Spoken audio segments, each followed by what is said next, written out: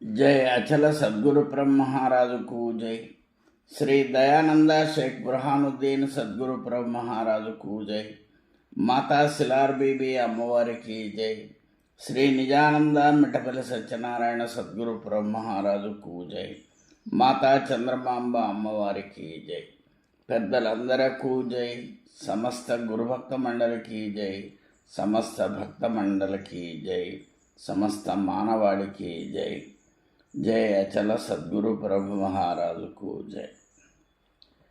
పరిపూర్ణ సుబోధ రత్నావళిలోని చతుర్విధ పురుషార్థములు అనేటటువంటి అంశంలో ఈరోజు రెండవదైనటువంటి అర్థం అనేటటువంటి అంశం మీద విశ్లేషణ చేస్తాను। షడూర్ములు అని వేదాంతంలో ఉంటాయి। పుట్టుట చచ్చుట దేహధర్మములు, శోకము మోహము మనోధర్మములు, ఆకలి దప్పిక ప్రాణధర్మములు।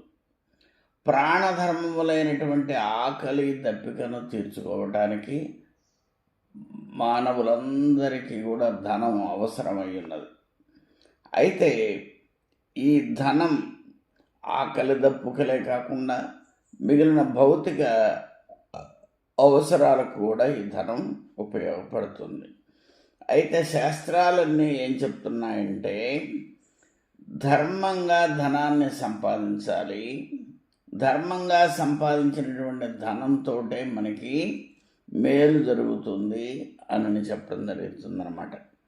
అందువల్ల మానవులు వ్యవసాయం కానీ వ్యాపారం కానీ వృత్తి కానీ సేవారంగంలో కానీ ఏదో వారికి నచ్చినటువంటి ఒక రంగాన్ని ఎన్నుకొని ధనాన్ని ధర్మబద్ధంగా సంపాదించి ఆ ధనాన్ని ధర్మబద్ధంగా ఖర్చు పెట్టాలి। ఇది అర్థాన్ని గురించినటువంటి ముఖ్యమైనటువంటి అంశం। అయితే పరిపూర్ణ సుబోధ రత్నావళిలో అయ్యగారు ఉదహరించినటువంటిది ఇంకొక మాట కూడా ఉందన్నమాట। ధర్మంగా సంపాదించినటువంటి గంజి అమృతంతో సమానము, అధర్మంగా సంపాదించినటువంటి అమృతమైన విషంతో సమానము। అంటే అధర్మంగా సంపాదించాడు, ఏవో భోగభాగ్యాలు వచ్చినవి ఇవన్నీ కూడా అధర్మంగా సంపాదించితే అవన్నీ కూడా విషంతో సమానమే। ఒకవేళ ధర్మంగా సంపాదించినటువంటి వాడు గంజి దాగినా అది అమృతంతో సమానమే అని కూడా చెప్పడం జరిగింది। అట్లాగానే ఇతరుల ద్రవ్యాన్ని మట్టి పిల్లల్లాగా చూడాలి। అదే రకంగా దుర్యోధనుడు, రావణాసురుడు వీళ్ళందరూ కూడా, దుర్యోధనుడు అధర్మంగా పాండవుల సామ్రాజ్యం కావాలని కోరుకున్నాడు, అట్లానే రావణాసురుడు అధర్మంగా సుఖపడాలని కోరుకున్నాడు। ఈ రకంగా మరి ధర్మంగా ధనాన్ని సంపాదించి ఆ ధనాన్ని దాన ధర్మాలకు వినియోగించినప్పుడు ఆ ధనం సద్వినియోగం అవుతుంది అని మనకు శాస్త్రాలన్నీ చెప్తూ ఉన్నాయి। ఈ ధనాన్ని గురించి ఆ సంపాదన గురించి అనేటటువంటి విషయాలలో భజగోవిందం శ్లోకాలలో శంకరాచార్యుల వారు చాలా చక్కటి శ్లోకాలు మనకు అందించడం జరిగింది। మూఢ జహీహి ధనాగమ తృష్ణ అంటే ధనం సంపాదించాలనేటటువంటి కోరిక, ఇంకా ఇంకా ఇంకా ఇంకా సంపాదించాలనేటటువంటి కోరిక తగ్గించుకో, ఎక్కడో ఒక చోట తృప్తిపడు అని శంకరాచార్యుల వారు మనకు ఒక సందేశం ఇస్తూ ఉన్నారు। అయితే ఇది అలెగ్జాండర్ విషయంలో రూఢి అయింది। అలెగ్జాండరు పుట్టిన నుంచి కూడా ఎన్నో రాజ్యాలు జయించి మరి తన చివరి కాలంలో ఈ సంపద అంతా తన వెంట రాదని తెలుసుకొని ఎంతో చింతించాడు। అక్కడ ఉన్నటువంటి తన సేవకులకు చెప్పాడు, శవపేటికకు 2 రంధ్రాలు చేసి నా 2 చేతులు బయటికి కనపడేటట్టు పెట్టి ఎవరైనా గనక ఎందుకు ఇలా పెట్టారు అని అడిగితే ఇంత సంపాదించిన అలెగ్జాండర్ కూడా ఏమీ తీసుకోకుండానే, ఏమీ తీసుకెళ్లకుండానే పరలోకానికి వెళుతున్నాడు, ఎవరైనా తీసుకుపోయేదేమీ లేదు అని చెప్పడానికి ఇది ఉపయోగపడుతుంది అని చెప్పాడనమాట. అయితే శ్రీనాథుడు పోతన ఈ ఇద్దరు కవులు శ్రీనాథుని యొక్క చెల్లెల్ని పోతన గారికి ఇచ్చాడు. పోతన గారు భాగవతాన్ని రచించాడు. భాగవతాన్ని శ్రీరామచంద్రుల వారికి అంకితం ఇచ్చాడు. అదే శ్రీనాథుడు కూడా ఎన్నో గొప్ప గ్రంథాలు రచించాడు. కానీ అతడు రాజులకు అంకితం ఇచ్చాడు. రాజులకు అంకితం ఇచ్చి భోగభాగ్యాలు అనుభవిస్తూ ఉన్నాడు. పోతన గారు మామూలుగా ఉన్న 4 ఎకరాల పొలం మీద దున్నుకొని ఆ జీవనం ప్రశాంతమైన జీవితం, సాదాసీదా జీవితం గడుపుతూ ఉన్నాడు. ఒకనాడు శ్రీనాథుడు వచ్చి పోతన గారిని అడిగాడు, నువ్వు నీ భాగవతాన్ని మరి మా రాజులకు కనుక అంకితం ఇచ్చినట్లయితే వాళ్ళు నిన్ను భోగభాగ్యాలలో ముంచెత్తుతారు, అష్ట ఐశ్వర్యాలు నీవు పొందగలుగుతావు అని చెప్తే నాకేం వద్దన్నాడు పోతన గారు.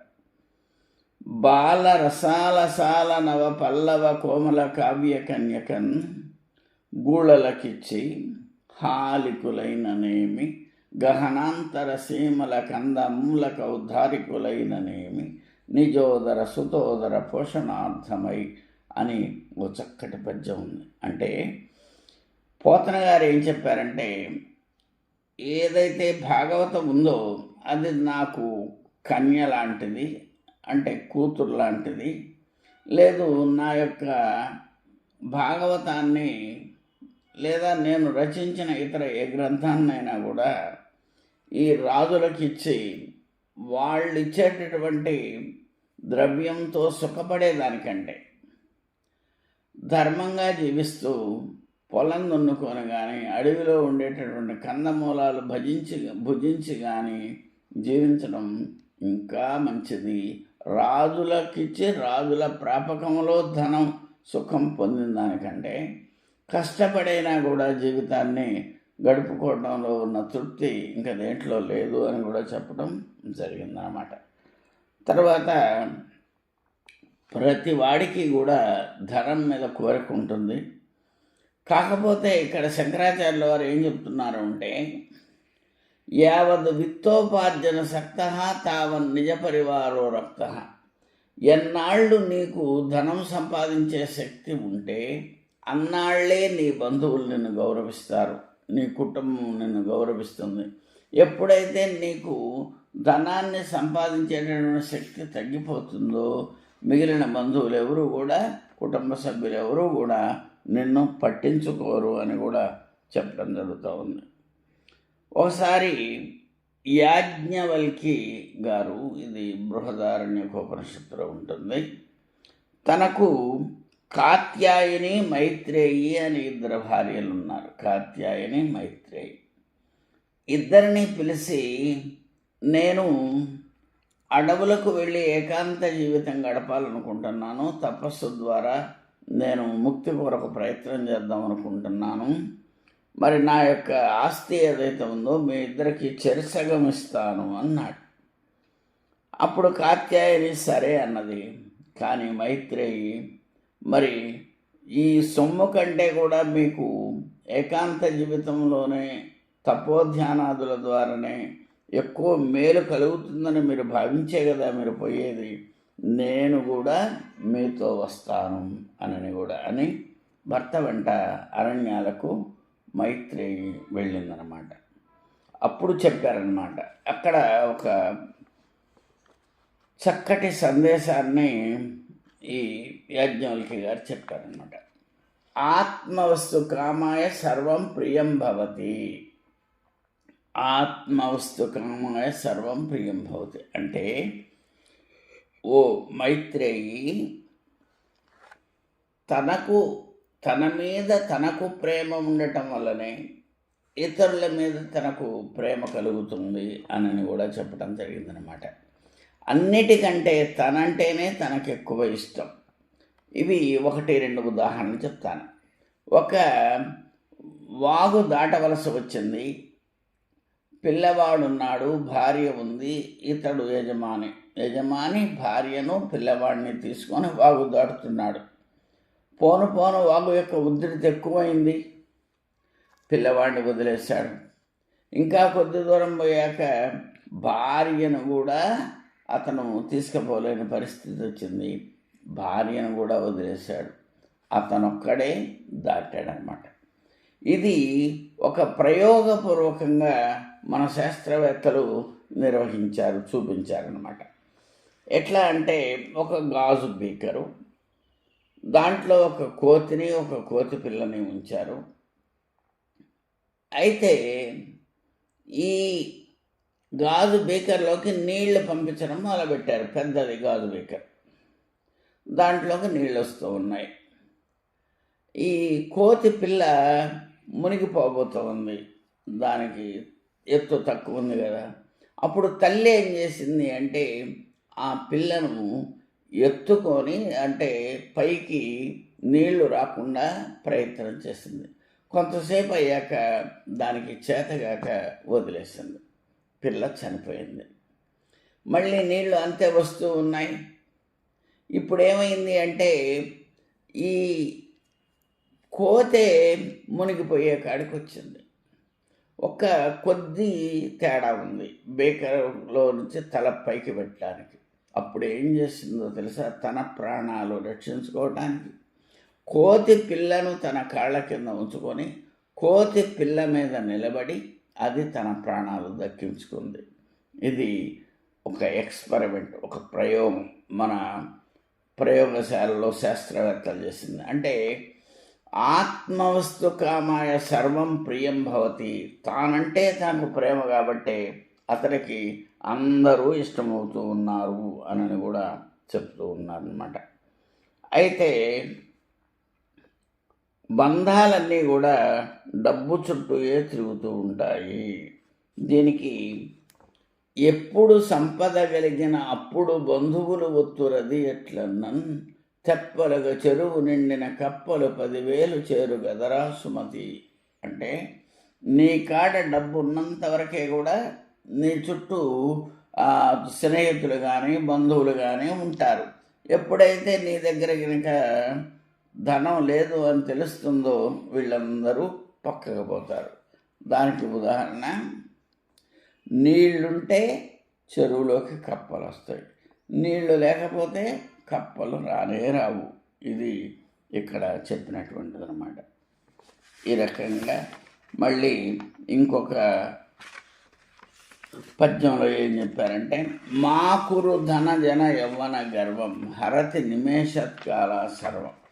ఒక్కొక్కళ్ళకి ధనం ఉందని, మరి జనం ఉన్నారని, బలం ఉన్నదని ఇతరులను తక్కువగా చూడటం, ఇబ్బంది పెట్టడం, ఇవన్నీ కూడా చేస్తూ ఉంటారు.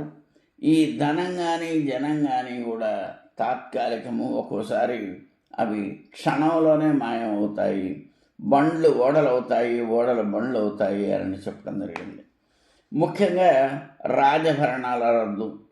రాజభరణాలు రద్దుకి పూర్వం మరి సంస్థానాధీశులకు మరి ఏడాదికి ఇంతని రాజభరణాలు 20 లక్షలు 30 లక్షలు ఒక్కొక్కళ్ళకి ఇవ్వటం జరిగింది. మళ్ళీ కొద్ది కాలం అయ్యాక ప్రభుత్వ నిర్ణయంతో రాజభరణాలు రద్దు చేశారు. అక్కడ కూడా మరి రద్దు చేస్తే నిరుడు 50 లక్షలు వచ్చినాయి, ఈ ఏడు రూపాయి రాదు. మరి ఎట్లా జీవించాలి? ఎంత కష్టం. అట్లా అన్నమాట. అందువల్ల రాజభరణాలు రద్దు.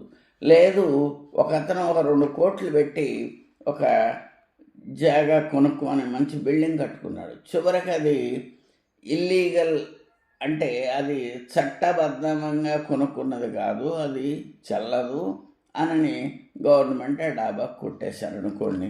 మరి అప్పుడు ఈయన 2 కోట్లు పెట్టి ఖర్చు పెట్టినటువంటి అది ఏమైంది?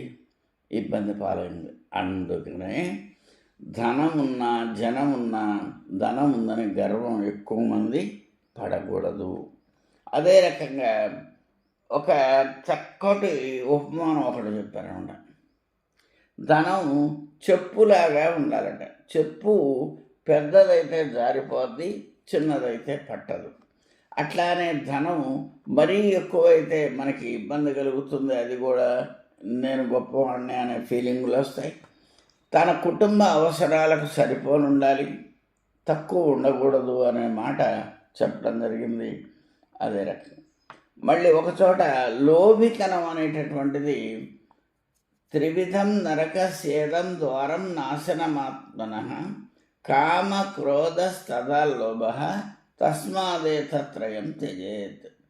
అంటే దాన ధర్మము లేక ఉంచినా కూడా, ధనాన్ని పెంపొందించేటట్లు ప్రయత్నం చేసినా కూడా, అది ధర్మం చెయ్యని వాడు, ధనం సంపాదించాడు ధర్మం చేయలేదు, నరకానికి వెళతాడు అని గరుడ పురాణం చెప్తా ఉంది. భగవద్గీత కూడా అదే చెప్తా ఉంది. అందువల్ల ధనం ఉంటే దాన్ని ఇతరులకు ఉపయోగపడేటట్లు మనం ఖర్చు పెట్టాలి. అయితే ఒకసారి ఏమైందంటే, ఒక ధనవంతుడు రోజు బీరువాలో డబ్బులు పెట్టుకొని రోజు ఆ డబ్బులు, కట్టలు, నగలు అవన్నీ చూసుకుంటూ ఉన్నాడు. ఇది తెలిసిన ఒక బిచ్చగాడు ఏమన్నా అంటే, అయ్యా నేను మీకు ఈరోజు 500 ఇస్తాను, మీతో పాటు నేను కూడా మీ ధనం చూస్తాను అన్నాడు. అంటే ఈ లక్షాధికారి ఏమనుకున్నా అంటే, 500 వస్తున్నాయి కదా, చూపిస్తే తప్పేముంది అని చూద్దుగాని అన్నాడు. బీరువా తెరిచారు, ధనం చూశారు, ధనం, కట్టలు, అట్లానే మరి బంగారం ఇవన్నీ కూడా చూశాడు. భిక్షగాడు కూడా చూశాడు, ధనవంతుడు చూశాడు.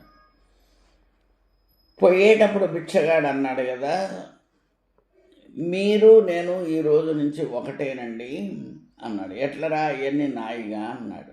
నీ అయినా కానీ నువ్వేమన్నా దానం చేస్తున్నావా, ధర్మం చేస్తున్నావా చూసుకోవటమే కదా, నువ్వు చూసుకున్నావు, నేను కూడా చూసిన, కాబట్టి మన ఇద్దరం ఈరోజు నుంచి సమానమే అని కూడా అన్నమాట. అట్లా ఉండకుండా మనం జాగ్రత్తగా ఉండాలి. మళ్ళీ ఇంకోటి ఏంటి అంటే, ఒక చక్కటి పద్యం ఉంది. తల్లి గర్భము నుండి ధనము తేలేదెవ్వడు, వెళ్ళిపోయేడినాడు వెంట రాదు. లక్షాధికారైన లవణ మన్నమే గాని మెరుగు బంగారంబు మింగబోడు. విత్తమార్జన చేసి విర్ర వీగుట కాని కూడబెట్టిన ధనము కొడువబోడు. దాన ధర్మము లేక దాచి దాచి తుదకు దొంగల కౌనో దొరల కిత్తురో అని మనకు చక్కటి పద్యం ఉంది. ఈ రకంగా ధనాన్ని సంపాదించడం ఒక ఎత్తు అయితే, దాన్ని సత్కార్యక్రమాలకు వినియోగించడం కూడా ఒక ఎత్తుగా చెప్పడం అనేటటువంటిది జరిగింది. తర్వాత దీనికి సంబంధించినటువంటి ఇంకా అర్థం అనర్థం భావయ నిత్యం అని శంకరాచార్యులు చెప్తూ, ఈ డబ్బు ఎక్కువైనప్పుడు పుత్రాదపి ధన భాజాం భీతి, పిల్లగాళ్ల వల్ల కూడా, కుటుంబ సభ్యుల వల్ల కూడా ధనం ఉన్న యజమానికి తిప్పలు తప్పవు అనేటటువంటి మాట ఇక్కడ చెప్పడం అనేటటువంటిది జరిగిందనమాట. ఇక్కడ మనం ఒక చిన్న ఉదాహరణ చెప్పే ప్రయత్నం చేస్తాను. హర్యానాలో ఒక మిలిటరీ కెప్టెన్ ఉన్నాడు. ఆ మిలిటరీ కెప్టెన్ 2 పిల్లలు, వాళ్ళని మంచిగా చదివించి అమెరికా పంపించాడు. అక్కడ వాళ్ళు కూడా చక్కటి ఉద్యోగాలు చేసుకొని మంచి ఐశ్వర్యంగా స్థితితో ఉన్నారు. ఈ దంపతులు భార్యాభర్త హర్యానాలో ఉంటున్నారు ఒక గ్రామంలో. ఒకనాడు ఈయన గారు కెప్టెన్, సైన్యంలో కెప్టెన్ చేశాడు. ఈ కెప్టెన్ గారి భార్య చనిపోయింది. చనిపోతే అమెరికాలో ఉన్న తన 2 పిల్లలకి ఫోన్లు చేసి రమ్మన్నాడు. పెద్ద కుమారుడు వచ్చాడు. 10 రోజులు ఆ తల్లికి చేసేవన్నీ కూడా చేశాడు. చేశాక ఆ పెద్ద కుమారుడిని తండ్రి అడిగాడు, అబ్బాయి మరి చిన్న అబ్బాయి రాలేదు, మరి ఏంటో అని అడిగితే అప్పుడు చెప్పాడు పెద్ద అబ్బాయి, నేను తమ్ముడికి ఫోన్ చేశాను, మరి వెళ్దాము రమ్మని కూడా నేను అడిగాను.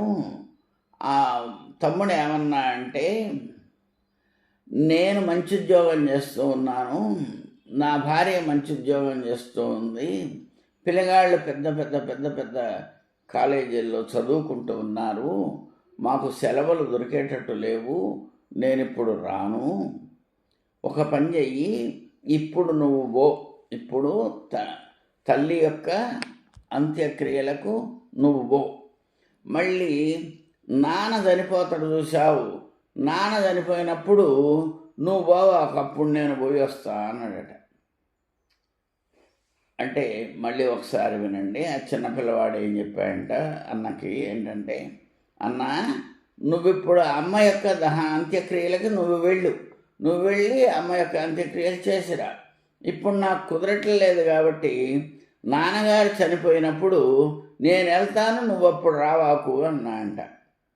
ఇది విని మరి ఆ కెప్టెన్ గారికి ఎంతో బాధ అయ్యి తాను కాల్చుకొని అప్పుడు కాల్చుకునే ముందు అన్నమాట, ఇక మళ్ళీ వాడు రావటం నువ్వు రావటం ఎందుకులే, ఇప్పుడే నాకు చేసిపోదురు కానీ అన్న ఉద్దేశంతో కాల్చుకొని అతనికి అక్కడ చనిపోయాడు. ఆ పెద్ద అబ్బాయి తండ్రికి కూడా అంత్యక్రియలు చేసి వెళ్ళాడు అని కూడా ఇక్కడ చెప్పడం అనేటటువంటిది జరిగింది. ఈ రకంగా అంటే ఒక డబ్బు కారణంగా